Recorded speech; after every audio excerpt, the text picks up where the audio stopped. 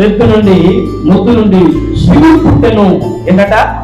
ఈ ఉపవాస కూడికలలో నీవు నేను మనమందరం కూడా దేవునికి వాక్యం ఇచ్చిన నా దేవుని పిల్లలారా మనం ఏం పొందాలంటున్నాడు ప్రభు అంటే శివుడు పుట్టాలా. ఏం పుట్టాలంట?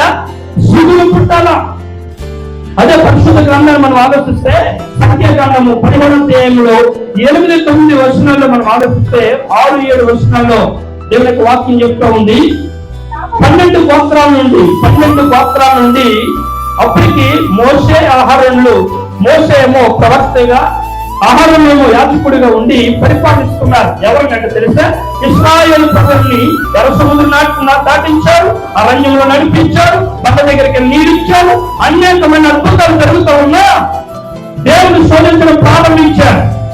ఎలాగంటే మోషేని దేవుడు వెనుక్కున్నాడా, అహరోను దేవుడు వెనుక్కున్నాడా, మమ్మల్ని వెనుక్కోలేదా అని అంటున్న సమయంలో దేవుడు మోషేతో మాట్లాడుతూ, మోషే నువ్వు భయపడకు, నేను నీకు తోడుగా ఉన్నాను కనుక నీ ముందు ఎవరు నిలవటానికైనా సాధ్యపరచలేనటువంటి శక్తివంతుడైనటువంటి నేను 12 గోత్రాల నుండి ప్రధానులైనటువంటి వారిని ఒక్కొక్కరిని ఏర్పాటు చేసుకున్నాను.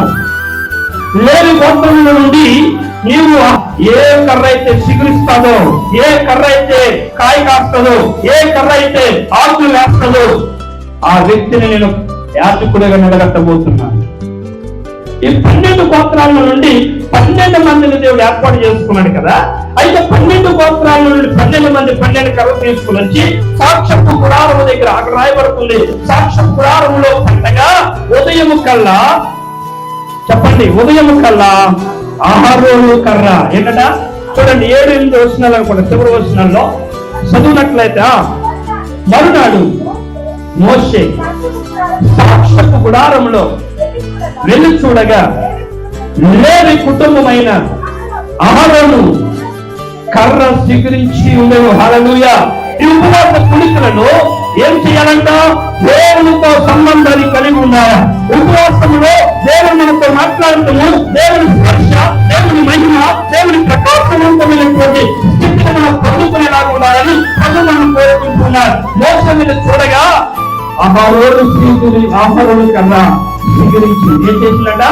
అహరోను కర్ర స్వీకరించింది. ఎంత గొప్ప దేవుడు మన దేవుడు. దేవుని ప్రణాళిక ఉంది కాబట్టి రాత్రి దేవుని స్వాధీనంలో ఉన్నారు. దేవుని ఉద్దేశం ఉంది కాబట్టి మనం అందరం సమకూర్చబడ్డాం. ఈ ఉపవాస దినాల్లో నువ్వేమవ్వాలంట? నీ కుటుంబం ఏమో చెప్పండి. శాపం నీ కుటుంబంలో, అపవిత్రత నీ కుటుంబంలో ఉండకండి. ప్రతి దుర్గతులు కొట్టువేయబడాలి అంటే నువ్వు నీతిమంతురాలిగా పరిశుద్ధముగా నేలను నాటబడిన దేవుని మందిరంలో ఒదిగేటువంటి మొక్కగా ఉండాలన్నా, చిగురు పెట్టి అనుభవంలోకి ఎదగాలన్నా దేవుని సన్నిధిలో నువ్వు నాటపడాలి. దైవజనుల మాటకు నువ్వు లోపడాలి. అందరూ కూడా మోకరేలా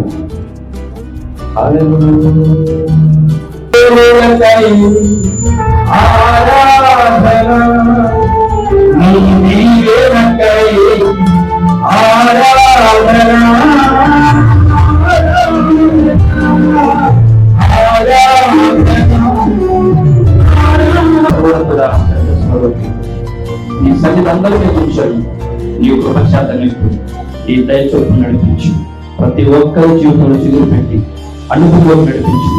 యేసు నామములో అడుగుచున్నాము.